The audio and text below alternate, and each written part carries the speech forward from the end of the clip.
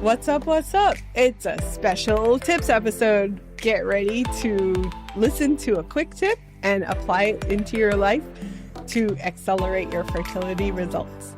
And let's get fertile AF. Hi, this is Bridgit Danner with Functional Detox Products, and my tip number 3 is making your own easy green drink. So this is a drink I invented, so to speak, when I was going through mold toxicity, and I was told my blood was like very viscous and dark, and I was kind of looking up things to do about it. So chlorophyll is a great blood builder and blood cleaner.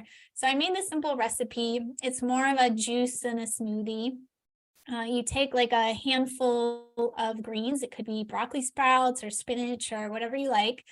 And then a handful of cilantro, 1 squeezed lime or lemon, and then a spoonful of honey, although some people skip that part.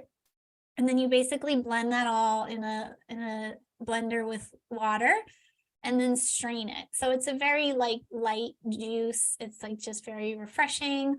I'll actually do that, drink that sort of while I'm doing a coffee enema, which is my tip number 2.